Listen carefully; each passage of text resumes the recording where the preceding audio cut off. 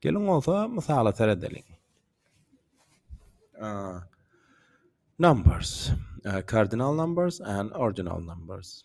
Cardinal numbers, the tens, 20s and up to 100.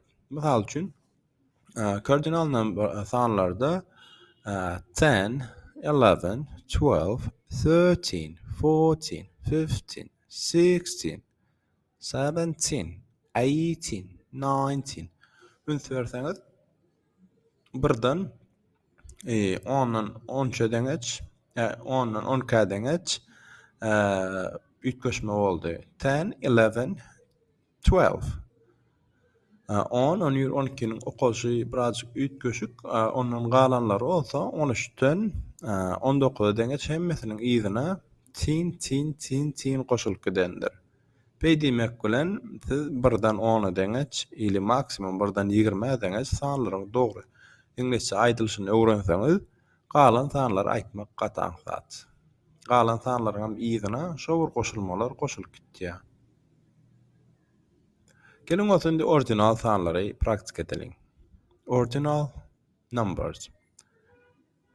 10th, 10-njy, 11th, 11-njy, 12th, 12-njy, 13th, 13-njy, 14th, 14-njy, 15th, 15-njy, 16th, 16-njy, 17th, 17-njy, 18th, 18-njy, 19th, 19-njy. Gördüňizmi? Gaty ýönekeýdir. Gelin olsa indi dowam edelim. After 20, the numbers follow other patterns. Misal üçün 20'den sonra sanlarda özgörüşmeler bolýar. Each number is named 20, then the number of the second digit is named as it shows. 20'den sonra sanlaryň iýdine diňe şo 1-den 10'a deňeç öwrenen sanlaryň goşulyp gitýär. Misal üçün 20'niň öz okolşy 20. Dogry dämi? 20. 20'ň izinden 21, 22, 23, 24, 25, 26, 30 deňeç gitjek bolsaňyz däýle gidýär.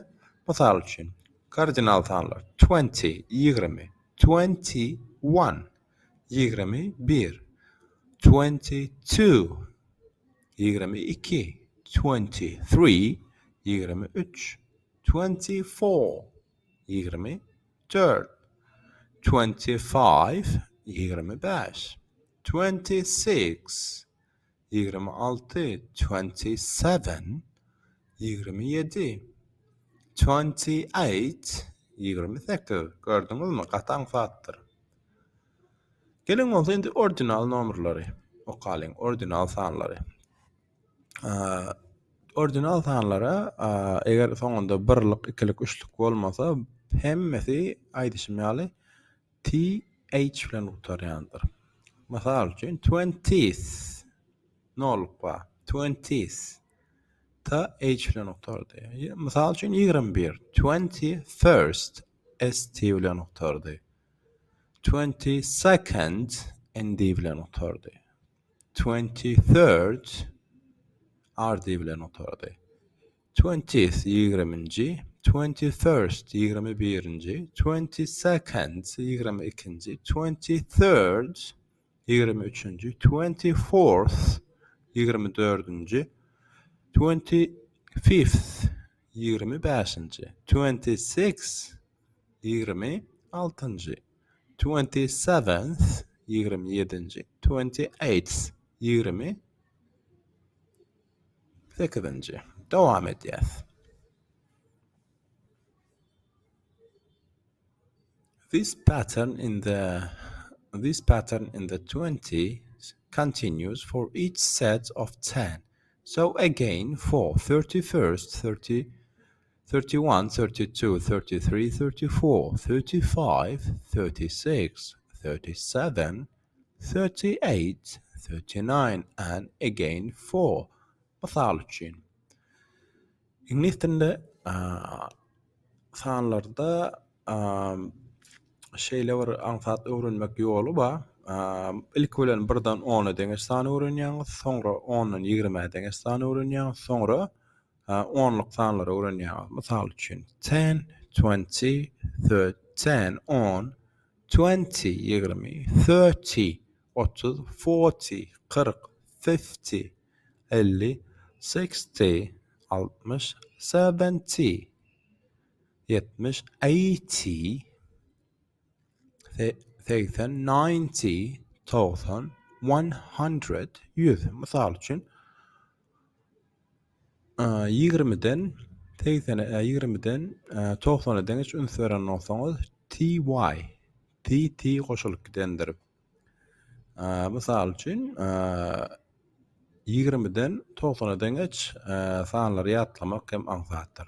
Gelin bolsa indi kardinal sanlary praktikada görelim. 40, 40, 50, 50, 60, 60, 70, 70, 80, 80. Gelin bolsa indi orijinal sanlary praktik edelim.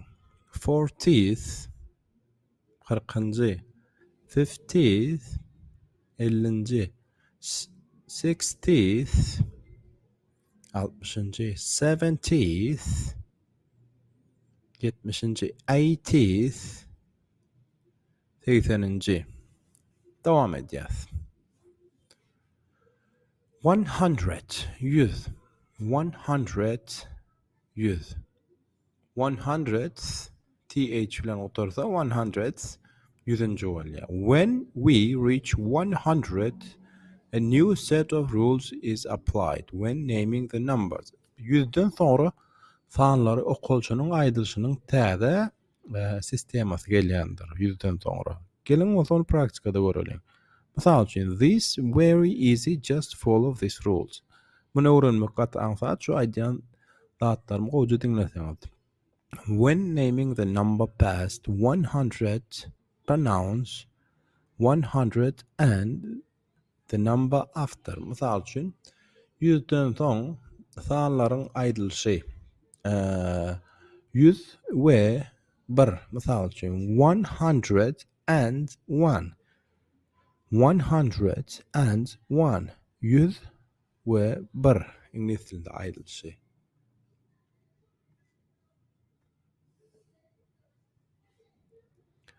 Until you reach 200, 200, then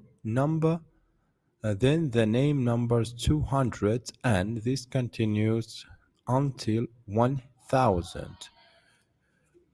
200'e ýeteňizden soňra müňe deňeç hem dowam edýär. Mysal üçin 1000 follows a similar rule to 100. The number is pronounced as 1000, then whether number follows no and required. Okay, mysal üçin sanlary aýdamyzda şeýle bir aýdylşy bar. Misalda görelim. For example, 1000 ýyl aýdamyzda şeýle aýdylýar. 1222. 1222 ýyl aýdamyzda. İkinci 222 bolanda 1222 diýip aýtdığımız bolýar ingliz dilinde. Üçüncü 1546 1546 san aýdamyzda. Üçüncü 2134 2134.